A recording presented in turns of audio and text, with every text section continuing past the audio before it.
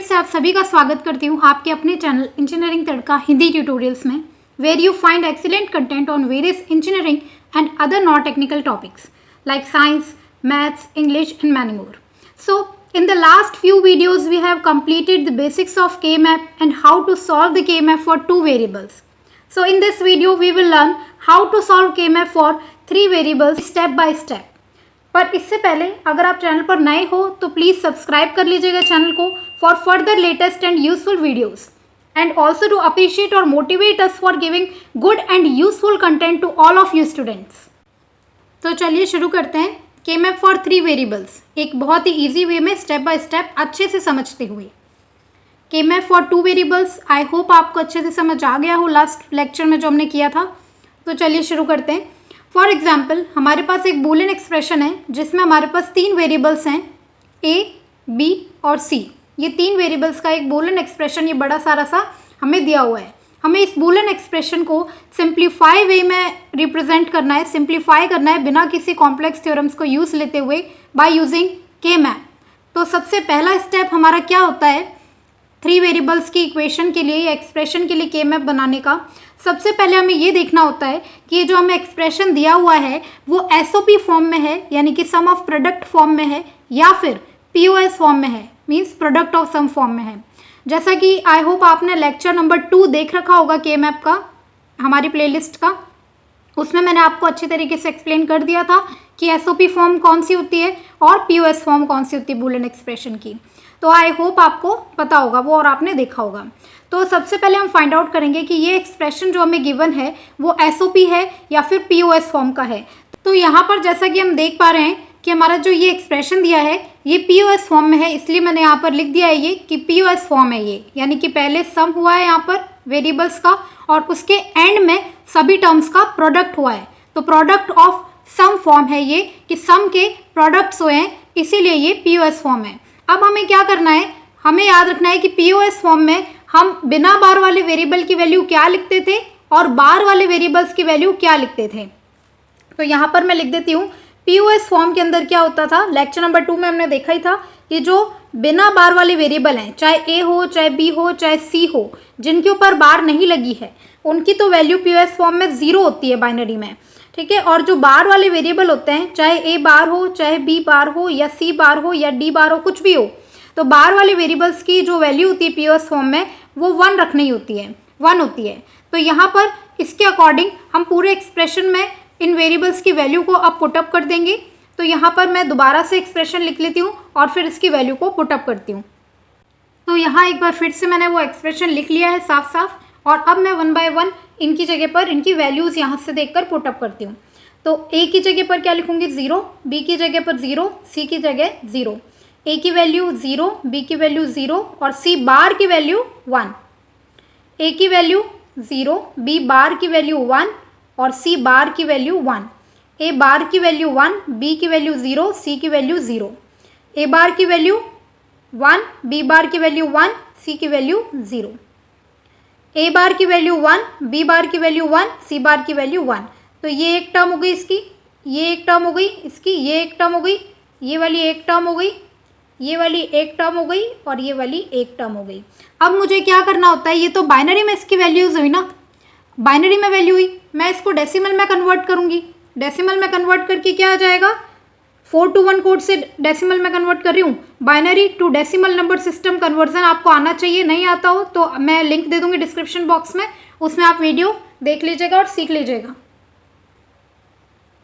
तो यहाँ पर 4 to 1 कोड से मैं कन्वर्जन कर रही हूँ. तो 000 को डेसिमल में क्या लिखते हैं 0. 001 का मतलब डेसिमल नंबर सिस्टम में 1. 011 का मतलब डेसिमल में 3. 100 का मतलब डेसिमल नंबर सिस्टम में 4. 110 का मतलब डेसिमल नंबर सिस्टम में 6 और 111 का मतलब डेसिमल नंबर सिस्टम में 7. ठीक है. तो इस एक्सप्रेशन की POS फॉर्म में टर्म्स को मैक्स टर्म कहते हैं. ये भी मैं आपको बता चुकी थी इंट्रोडक्शन वाले पार्ट में कि POS फॉर्म जो दी हुई होती है यदि हमें, तो उसमें ईच टर्म को, टर्म का मतलब है ये वाली टर्म हो गई, ठीक है, ये वाली टर्म, दूसरी टर्म, ये वाली टर्म है, ये टर्म है, ये टर्म है और ये टर्म है. तो सभी टर्म्स को क्या कहा जाता है POS फॉर्म में, मैक्स टर्म्स के नाम से जाना जाता है। तो उसी फॉर्म में मैं मैक्स टर्म की फॉर्म में अब लिख लेती हूँ फंक्शन को मैं कैसे लिख सकती हूँ, पीओएस फॉर्म में प्रोडक्ट ऑफ सम है, तो प्रोडक्ट के लिए ये साइन लेती हूँ मैं पाई का, प्रोडक्ट ऑफ मैक्स टर्म के लिए कैपिटल एम लिखती हूँ। ये वाली टर्म कौन सी हुई, 0 टर्म, ये मैक्स टर्म 1, ये max term 3, comma max term 4, comma max term 6 and comma max term 7। ठीक है, ये मैंने क्यों किया है, ये आपने आई होप देखा होगा इससे पहले वाला लेक्चर। क्या करते हैं, इस वाली टर्म की जो वैल्यू होती है उसी के नाम से मैं इसको बोलूँगी, यानी कि ये वाली टर्म क्या नाम से बोली जाएगी, मैक्स टर्म 0, ये वाली टर्म मैक्स टर्म 1, ये मैक्स टर्म 3, ये मैक्स टर्म 4, ये मैक्स टर्म 6 और ये वाली मैक्स टर्म 7 होगी, और इन सम का प्रोडक्ट है, और इसीलिए मैंने क्या लिख दिया, एक साथ लिख दिया प्रोडक्ट ऑफ मैक्स टर्म और ब्रैकेट करके इन सभी टर्म्स का नाम यानी कि इनकी वैल्यूज़ लिख दी। इस तरीके से हम फंक्शन को रिप्रेजेंट करते हैं सबसे पहले स्टेप में। अब इसके बाद इस फंक्शन का हम के मैप ड्रॉ करेंगे। के मैप ड्रॉ करने के लिए सबसे पहले हमें क्या देखने होते हैं, नंबर ऑफ सेल्स, यानी कि हमारे के मैप में हम कितने सेल्स बनाने हैं हमें। तो देख लेते हैं नंबर ऑफ सेल्स का फॉर्मूला मैंने आपको बताया था। नंबर ऑफ सेल्स देखने के लिए 2n लगाते हैं, where n is number of variables in boolean expression. हमारे एक्सप्रेशन में कितने वेरिएबल्स हैं, 1 2 3 वेरिएबल्स हैं, तो n की वैल्यू 3 हो जाएगी, तो 2^3 is equal to 8। It means हमारे के मैप में कितने सेल्स बनेंगे, 8 सेल्स बनेंगे। तो बना लेते हैं 8 सेल्स वाला के मैप। अब हमें फंक्शन ये वाला ही ध्यान रखना है, इससे हमें नहीं लेना कुछ, ये वाला फंक्शन है, इसी से के मैप बनेगा। तो यहाँ पर मैं 8 सेल्स वाला के मैप ड्रॉ कर रही हूँ। ये हो गया हमारा 8 सेल्स वाला के मैप। ठीक है, और वेरिएबल 3 है, तो पहला वेरिएबल यहाँ लिखते हैं ए और बाकी 2 वेरिएबल यहाँ लिखते हैं। ठीक है, अब देखिए इस ए वेरिएबल की या तो वैल्यू 0 हो सकती है, बाइनरी में ही लिखते हैं पहले, या तो 0 हो सकती है या तो क्या हो सकती है 1 हो सकती है। बाइनरी में 2 ही डिजिट्स होते हैं, तो 0 या तो 1। ठीक है, तो ए की वैल्यू या तो 0 हो सकती है या फिर पॉसिबल वैल्यू 1 हो सकती है। सिमिलरली बी सी की वैल्यू क्या हो सकती है, बी की वैल्यू 0 सी की वैल्यू 0, या फिर बी की वैल्यू 0 सी की वैल्यू 1, या फिर बी और सी दोनों की वैल्यू 1, या फिर बी की वैल्यू 1 और सी की वैल्यू 0। ठीक है, ये हो सकती है। अब इसके बाद ये सेल है, ये सेल है, ये सेल है, इसी तरीके से सभी सेल्स हैं, 8 सेल्स हमने बनाए हैं। ठीक है, अब इन सेल्स की जो इनपुट वैल्यू है वो कैसे लिखते थे, पहले रो की वैल्यू लिखते थे, रो का क्या है इसमें 0 है वैल्यू, कॉलम की 0 0, तो ये इस सेल की इनपुट वैल्यू होगी बाइनरी में। ठीक है, सिमिलरली इस वाले सेल की इनपुट वैल्यू क्या होगी, मतलब इनपुट क्या होगा इस सेल का, रो की वैल्यू और उसके बाद कॉलम की वैल्यू। ठीक है, फिर इस वाले सेल का इनपुट रो की वैल्यू 0 और कॉलम की 1 1, इस वाले सेल का इनपुट इसकी रो की वैल्यू 0 और कॉलम की वैल्यू 1 0, इस वाले सेल का इनपुट रो की वैल्यू 1 कॉलम की वैल्यू 0 0, इस वाले सेल का इनपुट रो की वैल्यू 1 कॉलम की वैल्यू 0 1, इस वाले सेल का इनपुट क्या होगा, रो की वैल्यू 1 कॉलम की वैल्यू 1 1, इस वाले सेल का इनपुट होगा रो की वैल्यू 1 और कॉलम की वैल्यू 1 0। ठीक है, तो ये रेस्पेक्टिव सेल्स के इनपुट्स हो गए अपने अपने, लेकिन कौन सी फॉर्म में, बाइनरी फॉर्म में। हमें बाइनरी फॉर्म के बाद में इस इनपुट्स को डेसिमल फॉर्म में लिखना होता है, तो इसको हम डेसिमल में कन्वर्ट करके यहाँ पर लिख देंगे, वो डेसिमल फॉर्म में इनपुट हो जाएगा। ठीक है, यहाँ पर ये मैं छोटे छोटे बॉक्स बना रही हूँ ना, ये यहाँ पर मैं इन बाइनरी वाले इनपुट को डेसिमल में लिखूंगी, मतलब डेसिमल नंबर सिस्टम में इनका मतलब क्या है वो लिखूंगी, क्योंकि यहाँ पर हमारे पास फंक्शन में हमने डेसिमल नंबर सिस्टम भी तो यूज़ किया है, तो यहाँ पर इनपुट भी डेसिमल नंबर सिस्टम में ही होना चाहिए। तो देखिए यहाँ पर मैंने ये पिंक कलर से डेसिमल नंबर सिस्टम में कन्वर्ट करके इन इनपुट्स को लिख दिया है, यानी कि इस सेल का इनपुट है 0, इस सेल का इनपुट है 1, इस सेल का इनपुट है 3, इस सेल का 2 एंड सो ऑन। ठीक है, अब इन सेल्स के लिए इन इनपुट पर हमें क्या आउटपुट होगा पर्टिकुलर सेल के लिए वो देखना है। मीन्स ये सेल है, इसका इनपुट ये 0 है, इसके लिए क्या आउटपुट होगा वो यहाँ लिखेंगे। इस सेल का इनपुट 1 है, तो इसके लिए क्या आउटपुट होगा वो यहाँ पर लिखेंगे। ठीक है, इस तरीके से सभी सेल्स के हम पर्टिकुलर आउटपुट्स जो हैं वो रिस्पेक्टिवली यहाँ पर लिखते जाएंगे। ठीक है, अब कैसे लिखते हैं वो देखने के लिए क्या करना होता है, हमें ये देखना होता है कि हमारा जो फंक्शन है ये प्रोडक्ट ऑफ मैक्स टर्म 0 1 3 4 6 7, इस फंक्शन में कौन कौन सी मैक्स टर्म, मतलब ये सभी मैक्स टर्म ही है, तो इस फंक्शन की कौन कौन सी मैक्स टर्म जो है ये हमारे के मैप के सेल्स में प्रेजेंट है, मतलब एज अ इनपुट प्रेजेंट है। मैं क्या कहना चाह रही हूँ कि जैसे कि देखो यहाँ पर कौन सी मैक्स टर्म है, मैक्स टर्म 0, तो क्या 0 किसी सेल का इनपुट है, हाँ है। ठीक है, फिर 1 किसी सेल का इनपुट है, हाँ है। 3 इनपुट है किसी सेल का, हाँ। 4 इनपुट है किसी सेल का, ये रहा। 6 इनपुट है किसी सेल का, ये रहा, और 7 इनपुट है किसी सेल का, ये रहा। ठीक है, तो क्या करना होता है कि जहाँ जहाँ पर ये मैक्स टर्म प्रेजेंट हैं वहाँ पर आप क्या कर दोगे, आउटपुट 0 कर दोगे। ठीक है, जैसे कि 0 मैक्स टर्म किसी सेल का इनपुट है, इस वाले सेल का इनपुट है। ठीक है, तो इस वाले सेल में आउटपुट जो है वो 0 हो जाएगा। ठीक है, फिर है 1 मैक्स टर्म किसी सेल का इनपुट है क्या, हाँ है, इस सेल का इनपुट है 1 मैक्स टर्म। ठीक है, तो इसमें भी आप 0 भर दोगे। फिर 3 वाली मैक्स टर्म, ये किसी का है क्या इनपुट, हाँ, इस वाले सेल का इनपुट 3 है जो कि फंक्शन की मैक्स टर्म भी है, तो इसमें आप 0 भर दोगे। ठीक है, फिर 2 है क्या, 2 इसमें नहीं है तो फिर आप इसमें 0 नहीं भरोगे। ठीक है, 4 यहाँ पर है इनपुट तो उस वाले सेल में आप 0 भर दोगे। ठीक है, 6 भी है, इस सेल का इनपुट है 6, तो इस सेल में आउटपुट 0 भर दोगे। 7 किस सेल का इनपुट है, इस सेल का इनपुट है 7, तो इसका इस सेल का आउटपुट क्या हो जाएगा, 0 हो जाएगा। ठीक है, अब ये 2 बच गए तो इनमें क्या भर देना होता है, 1।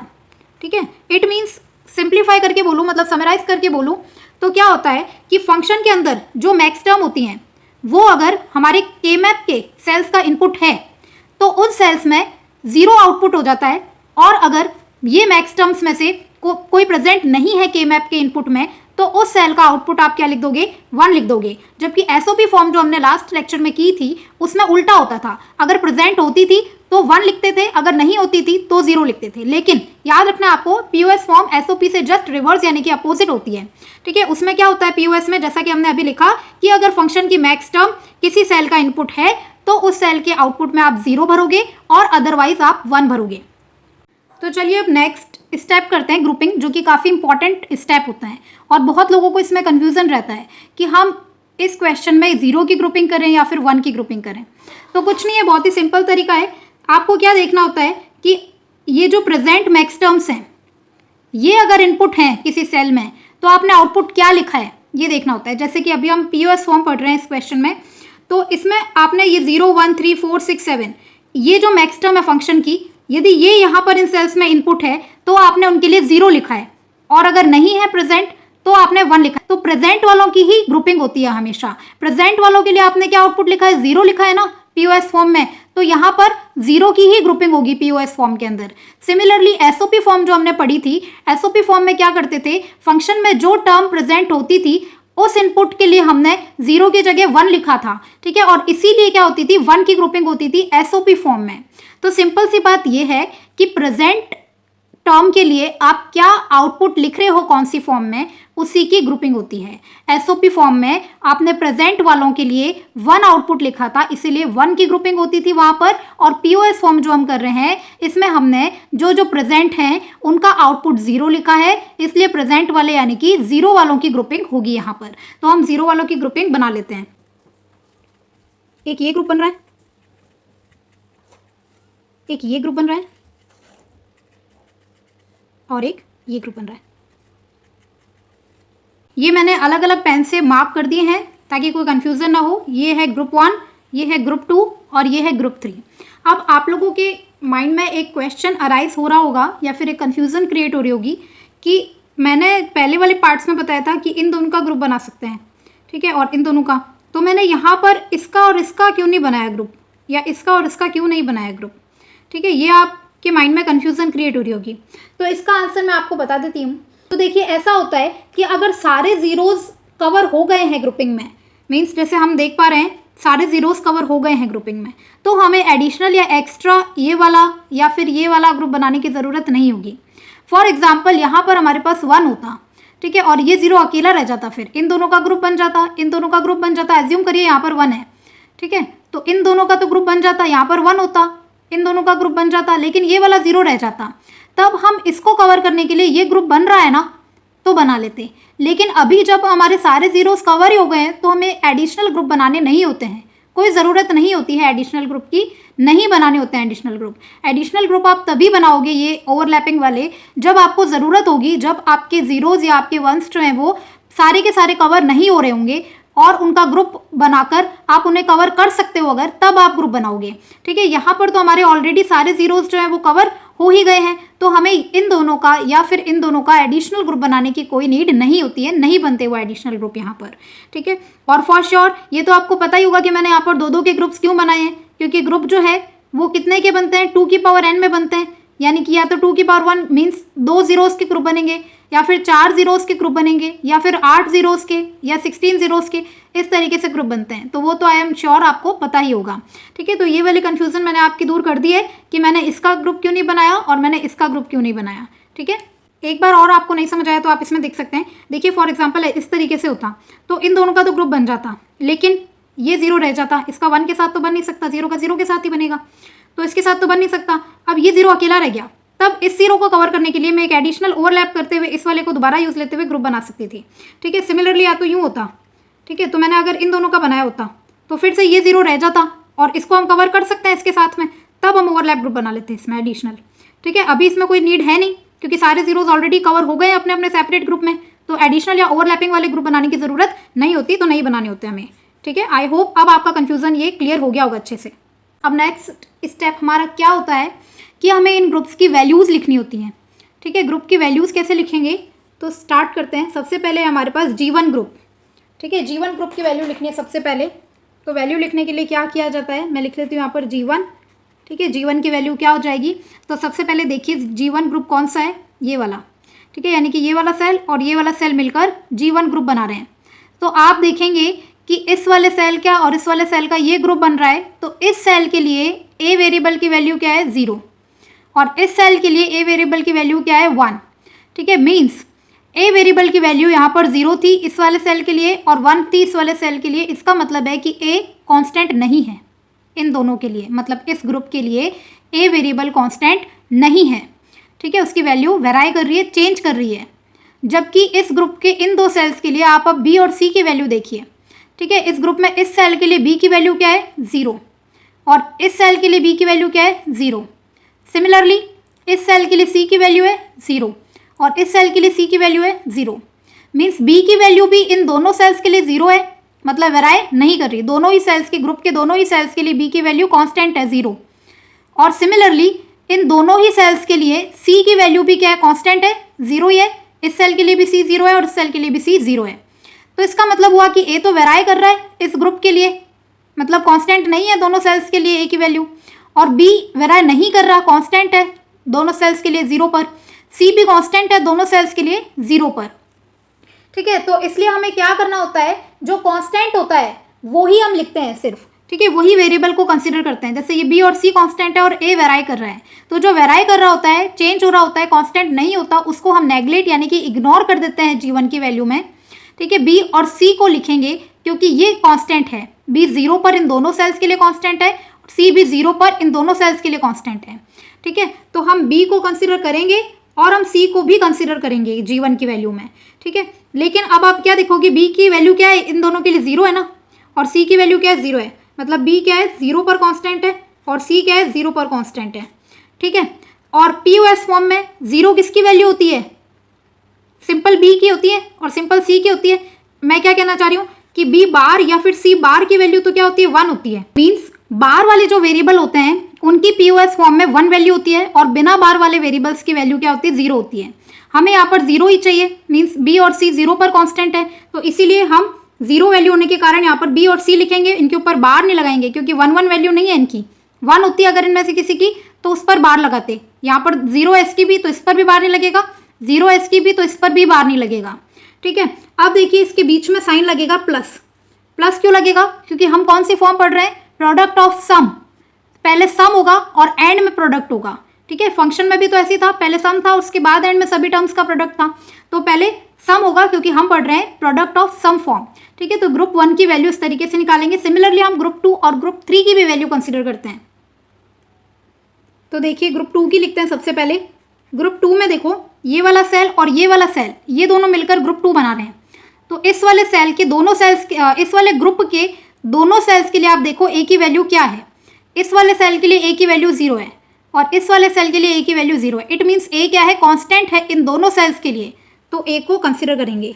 और किस पर कांस्टेंट है, 0 वैल्यू पर कांस्टेंट है ना, और 0 किसकी वैल्यू होती है पीओएस फॉर्म में, बिना बार वाले वेरिएबल की, तो सिर्फ ए लिखा मैंने।